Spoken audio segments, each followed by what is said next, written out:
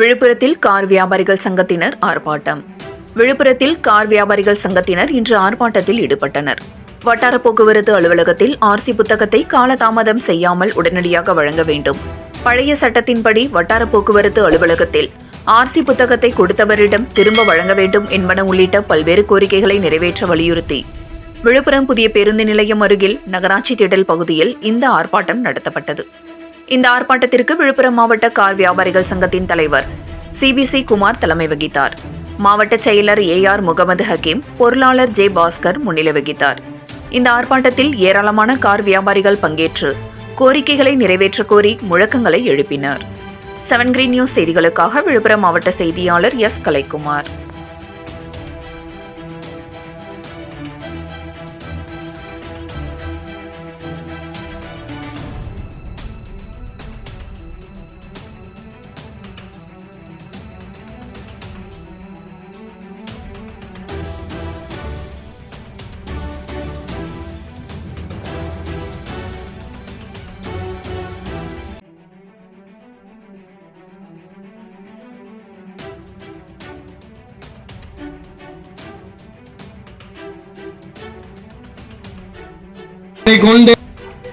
விழுப்புரம் மாவட்ட கார்பரேஷன் தலைவர் CBC குமார் பேசுகிறேன்.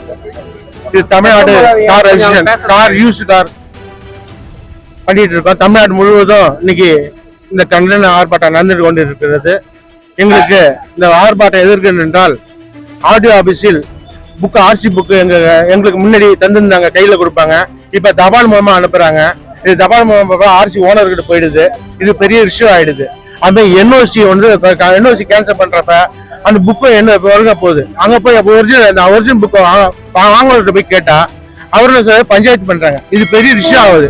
இது தமிழக அரசு கிட்ட அது ஒரு கோரிக்கை வச்சு கேட்டுக்கிறோம். இது தமிழக அரசு நமக்கு நல்ல அறிவிக்கை தரமாறு கேட்டுக்கொள்கிறேன். ரெண்டாவது, நாங்க எங்க மாநில தலைவர் அவர்கள் போக்குவரத்துறை அமைச்சர்களும் வட்டாரத்துறை அமைச்சர் எல்லாரையும் பார்த்து எல்லா லெட்டர் கொடுத்துருக்கோம். இது அழியலன்னு தான் இன்னைக்கு ஆர்ப்பாட்டம் பண்ணியிருக்கோம். இதுக்கு நடவடிக்கை காட்டுமாறு தாழ்மையுடன் கேட்டுக்கொள்கிறேன். அனைவருக்கும் வணக்கம் தெரிவித்துக்கிறேன். அனைவருக்கும் வணக்கம்.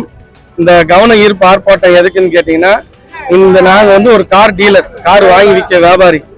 இந்த கார் விற்கிற வியாபாரினால நாங்க ஒருத்தவங்கள்ட்ட கார் வாங்கிட்டு வரோம். கார் வாங்கிட்டு வரும்போது அவங்க NOC ஃபைனான்ஸ் போட்டுருக்காங்க, NOC கொடுக்குறாங்க.